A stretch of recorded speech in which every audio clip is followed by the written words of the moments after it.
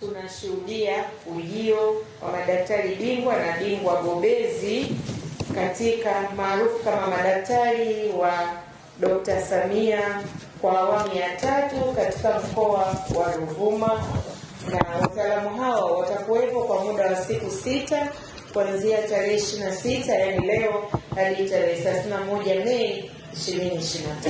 Kila hospitali ya halmashauri itapokea seti ya madaktari bingwa 6 na muuguzi bingwa 1 katika maeneo yafuatayo: daktari bingwa wa wanawake na ukunga, daktari bingwa bobezi wa magonjwa ya watoto na watoto wachanga, daktari bingwa wa upasuaji na mfumo wa mkojo, daktari bingwa wa usingizi na ganzi, daktari bingwa wa magonjwa ya ndani, daktari bingwa wa afya ya kinywa na meno, muuguzi bobezi, lakini pia daktari bingwa wa masikio, pua na koo, yani ENT, atakwenda katika halmashauri ya mji wa Mbinga, na daktari bingwa wa mifupa atakwenda katika halmashauri ya Sofia.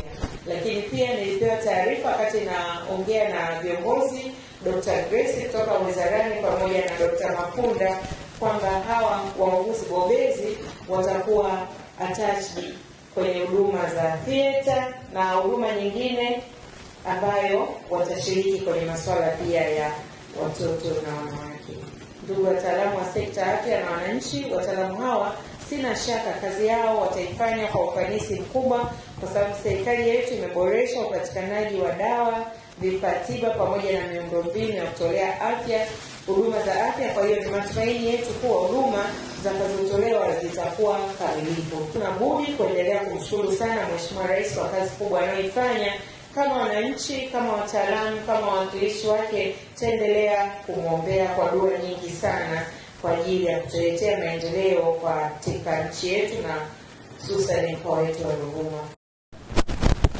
Moja ya mikakati ya serikali ya awamu ya 6 ni kuhakikisha kwamba wananchi hawa wana afya tele, wanashiriki katika shughuli za uzalishaji, lakini pia wanapata huduma stahili katika maeneo yao ili waweze kushiriki katika ustawi wa nchi yetu.